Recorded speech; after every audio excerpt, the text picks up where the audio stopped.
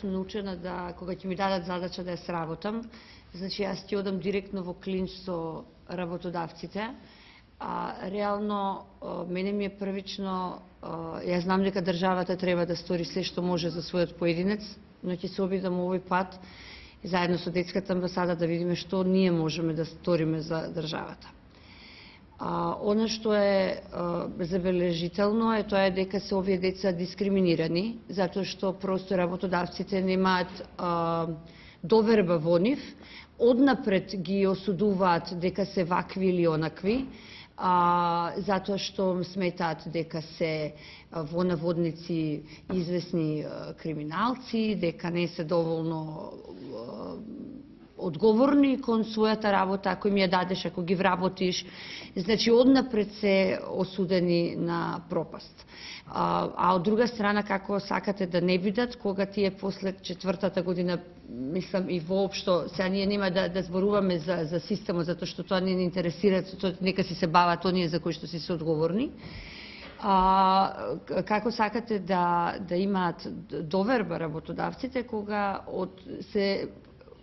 од еден генерален аспект имаат лош имидж децата домци, што е предрасуда. Значи, јас во оваа кампања прво ќе се борам да ги срушиме сите табуа, да одиме против сите предрасуди кои што ги валоризирало под наводници ово општество и се работи, верували или не, за само во моментов 47 деца.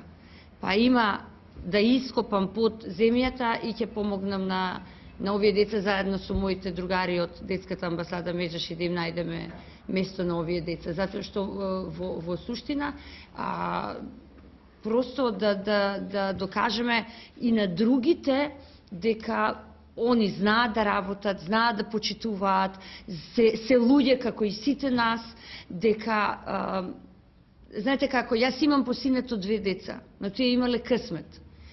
Овие деца кои што се така оставени во домовите да живеат по такви услови какви што живееле, тие сурово звучи, но немале късмет.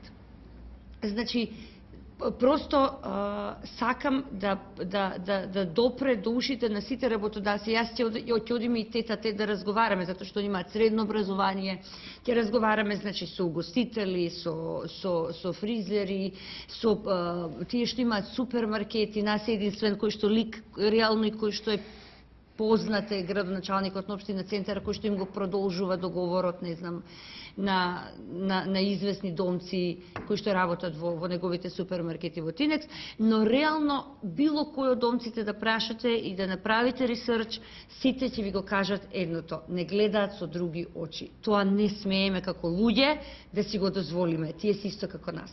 Како мене, како вие што тука сте завршиле факултети и новинарство, но вие сте имале просто услови тоа да го направите. Овие деца, за жал, тоа го немаат. Сега, ние да помогнеме за нивните деца да бидат супер и да ги прими општеството нормално како што треба. И јас верувам во овој проект и дека мислам дека ќе бидам прилично агресивна и издодевна за ова, затоа што за мојата кариера немам потреба, оти сум реализирана, значи ќе бидам издодевна прилично во однос на тоа да убедам неколку, мислам што се 47 деца, кои што немаат практично никаков грб позади да ги турне, немаат партиска книшка, немаат фамилија позади себе си, имаат само себе си.